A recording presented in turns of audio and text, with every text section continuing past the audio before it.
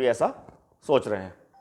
चलिए अब मैं बताता हूं कि आज़ाद समाज पार्टी के कार्यकर्ता या वो लोग किस तरह से बीएसपी को कमज़ोर करने के लिए उनका साथ दे रहे हैं, जो बीएसपी को कमज़ोर करना चाहते हैं। कांग्रेस और समाजवादी पार्टी ने कोशिश की कि बीएसपी जो है वो राष्ट्रीय पार्टी है, और कांग्रेस ये अच्छी तरह से जानते हैं कि समाजवादी पार्टी जो है वो उत्तर प्रदेश की क्षेत्रीय पार्टी है, उसके अलावा कहीं भी उनका वोट बैंक नहीं है। और समाजवादी पार्टी से इतना खतरा कांग्रेस को नहीं है और बीजेपी को नहीं है। बीजेपी को और कांग्रेस को जो खतरा है वो सिर्फ बीएसपी से है, और बीएसपी को ही वो कमज़ोर करना चाहते हैं।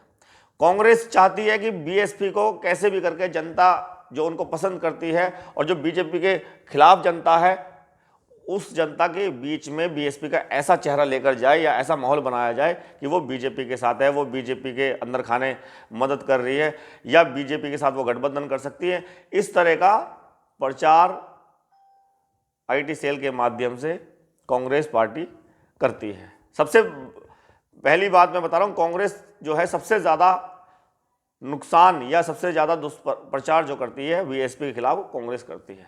अब उसके साथ समाजवादी पार्टी भी उत्तर प्रदेश के अंदर यही राजनीति कर रही है जो कांग्रेस कर रही है कि बीएसपी को कैसे कमज़ोर किया जाए। तो इस तरह से माहौल बनाया जाए जनता के बीच में कि बीएसपी का फ़ायदा और बीजेपी का फ़ायदा बीएसपी करेगी।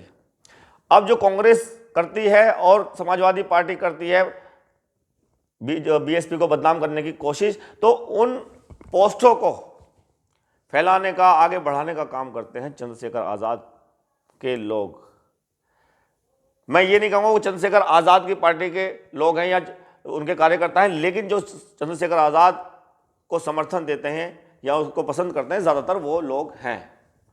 वो उन वीडियो को, उन पोस्टों को आगे शेयर करते हैं, उसको फैलाते हैं सोशल मीडिया पर, इंस्टाग्राम पर, फेसबुक पर, ट्विटर पर, सभी जगह उन पोस्टों को फैलाते हैं, और जिससे जनता के बीच में ऐसा माहौल बने कि बीएसपी अगर चुनाव लड़ती है तो बीजेपी को फ़ायदा करेगी। इस तरह से माहौल बनाने की कोशिश करती है। तो चंद्रशेखर आज़ाद के लोगों को समझ लेना चाहिए कि जो भी चंद्रशेखर आज़ाद को पसंद कर रहे हैं वो बीएसपी के ही लोग हैं, बहुजन समाज के ही लोग हैं। पहली बात तो वो सुधर जाएं, क्योंकि जो सच्चा अम्बेडकरवादी होगा, जो जानता होगा कि संविधान की हमें रक्षा कैसे करनी है, वो बीएसपी के साथ ही रहेंगे और हैं भी। मरते दम तक वो बीएसपी के साथ रहेंगे। उनको पता है कि बीएसपी पार्टी नहीं है, वो एक विचारधारा है। तो अगर वो ऐसा काम कर रहे हैं तो ये बंद कर दें, ज़्यादा अच्छा होगा। और ये समाजवादी पार्टी बहुजन समाज के ही सदस्य हैं, पिछड़ी जाति के ही लोग हैं। तो समाजवादी पार्टी को चाहिए कि मायावती के साथ आकर के मायावती को देश का प्रधानमंत्री बनाए या उनको आगे करे, क्योंकि मायावती के सामने आप सबकी राजनीति किस तरह की है ये मैं नहीं, ये सभी जानते हैं। ये कह देना कि हम तो मायावती को प्रधानमंत्री बनाना चाहते थे, अब यहाँ पे पॉलिटिकल स्टंट आप खेल लेते हो कि जो बीएसपी के लोग हैं वो ये समझे कि अखिलेश यादव जी तो मायावती को प्रधानमंत्री बनाना चाहते हैं, वो कितने सही हैं, वो तो मायावती के लिए इतना अच्छा बोलते हैं। तो ये राजनीति सब समझते हैं। ऐसा नहीं है कि लोगों को समझ में नहीं आती कि आप राजनीति में फ़ायदा लेने के लिए, दलितों का वोट लेने के लिए, पिछड़ों का वोट लेने के लिए, बीएसपी का वोट लेने के लिए ऐसी ऐसी बातें कहते हो। ऐसे ही चंद्रशेखर आज़ाद कहते हैं कि मैं तो मायावती जी को माँ मानता हूँ और मैं तो उनके साथ जाना चाहता हूँ, मुझे बुलाए तो सही।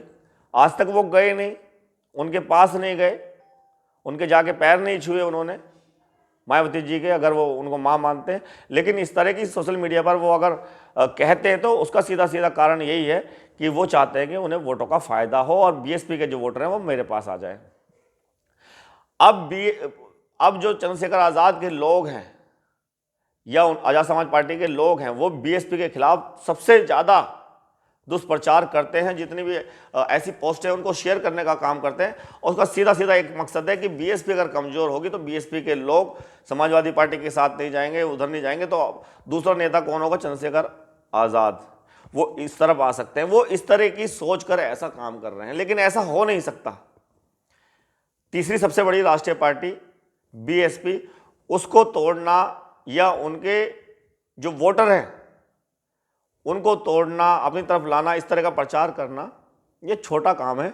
इतना बड़ा काम नहीं है कि आप एक दलित नेता के रूप में या बहुजन नेता के रूप में उभर जाओगे और मायावती जी का स्थान ले लोगे। मायावती और आप में जमीन आसमान का फर्क है, मैं कंपैरिजन भी नहीं कर सकता, सोच भी नहीं सकता कि आपका और मायावती जी का कभी जीवन में मुकाबला हो सकता है। मायावती ने जो संघर्ष किया है या जो कर रही हैं वो, उसको ये देश ही नहीं पूरी दुनिया जानती है। चलिए, ये तो हो गई कि जो प्रचार प्रसार कर रहे हैं, जो बीएसपी को लेकर के बीएसपी को बदनाम करने का काम कर रहे हैं। मैंने बता दिया कांग्रेस, समाजवादी पार्टी, और इनके पास ज़्यादा कुछ है नहीं, तो वो जो पोस्टें आती हैं जो वो बनाते हैं उनको शेयर करने का काम चंद्रशेखर आज़ाद की पार्टी कर लेती है। इस तरह से माहौल बनाते हैं, इससे नुकसान होता है, ऐसा नहीं कि नुकसान नहीं होगा, तो बीएसपी को इससे नुकसान होता है। लेकिन इस बार 2024 की मैं बात करूं तो जनता किसी भी भकाए में, किसी भी साजिश में आने को तैयार नहीं है। शेड्यूल कास्ट और शेड्यूल ट्राइब ने तो सोच लिया है कि बीएसपी को वोट देना एक तरफा। पिछड़ी जाति के कई जातियों में से बीएसपी के साथ हैं। मुस्लिम समाज बीएसपी को पसंद कर रहा है, बीएसपी के साथ आ रहा है। तो सबसे मजबूत बीएसपी होती जा रही, जितना बदनाम करने की बीएसपी कोशिश करी जा रही है, उतना ही इस बार 2024 के चुनाव में बीएसपी मजबूत होती नजर आ रही है। और उत्तर प्रदेश के अंदर तीनों पार्टियों को, समाजवादी पार्टी, कांग्रेस पार्टी और बीजेपी, तीनों ही पार्टी को सबसे ज़्यादा खतरा और सबसे ज़्यादा डर सिर्फ बीएसपी से ही है कि बीएसपी क्या करेगी।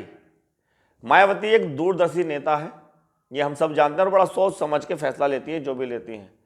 इसीलिए जो बड़े बड़े विश्लेषक हैं, जो बड़े बड़े राजनेता हैं, वो मायावती का जो अगला कदम है वो क्या होगा, क्या हो सकता है, उससे डरे हुए हैं। मायावती जी ने अभी अपनी लिस्ट भी जारी नहीं की है, कहाँ कहाँ से कितने कैंडिडेट वो उतार रही हैं, तो इन चीज़ों को लेकर भी लोग डरे हुए हैं। लेकिन क्या होने वाला है 2024 के चुनाव में, इस बार इतना तो तय है कि बीएसपी का वोट परसेंट जो है वो बढ़ने वाला है, और किस हद तक बढ़ सकता है, कितना फायदा हो सकता है, वो तो चुनाव होने के बाद ही पता चलेगा। लेकिन इस बार बीएसपी के लिए अच्छी खबर हो सकती है और बीएसपी का फायदा हो सकता है। अभी जैसे सूत्रों से पता चल रहा है कि असदुद्दीन ओवैसी, उनकी जो पार्टी है AIMIM, उसके साथ गठबंधन हो सकता है। अगर ऐसा होता है, मैं पहले भी कह चुका हूं, अगर ऐसा होता है, 5-6 सीट अगर बीएसपी के साथ गठबंधन करके इनको मिल जाती है और बाकी सीटों पे मायावती लड़ती है, तो मायावती उत्तर प्रदेश में सबसे ज़्यादा मजबूत होने वाली है और कांग्रेस और समाजवादी पार्टी 0 पर आ जाएंगी। इसीलिए कांग्रेस और समाजवादी पार्टी को डर लगा हुआ है, वो किसी भी तरह से प्रचार प्रसार कर रही है बीएसपी के खिलाफ। बीजेपी इतना प्रचार बीएसपी के खिलाफ नहीं कर पा रही, डर रही है, लेकिन उनसे ज़्यादा ये 2 पार्टियां, समाजवादी पार्टी और कांग्रेस पार्टी, ये प्रचार प्रसार या बीएसपी को बदनाम करने की कोशिश कर रही है। और ये जब प्रचार प्रसार इनका कामयाब नहीं हो पा रहा, तो फिर ये गठबंधन करने की बात कर रहे हैं कि हम गठबंधन करना चाहते हैं, इंडिया अलायंस में आ जाए, सबका स्वागत है, इस तरह की बातें चलेंगी। और देखो, हो भी सकता है राजनीति में, पता नहीं क्या हो जाए, हम बात तो कर रहे हैं, लेकिन कब इंडिया अलायंस में मायावती जी आ जाए, वैसे ऐसा मुझे तो नहीं लगता, क्योंकि मायावती जी का स्टैंड क्लियर रहता है, उन्होंने पहले ही कह दिया हम अकेले चुनाव लड़ेंगे, और इंडिया एनडीए में जो नहीं है उनके साथ गठबंधन हो सकता है। तो हम अंदाज़ा सारी पार्टियों से लगा सकते हैं, दूसरी पार्टियों से लगा सकते हैं, लेकिन बीजेपी से या इंडिया अलायंस से या एनडीए से हम अंदाज़ा नहीं लगा सकते। ये 10% मान के चल सकते हैं कि वो ऐसा कर सकती है, लेकिन हमें नहीं लगता कि वो इन दोनों में से किसी के साथ भी जा सकती है, और बाकी जो पार्टियां बची हुई है उनके साथ वो शायद वो गठबंधन कर ले। बहुत बहुत धन्यवाद, नमस्कार।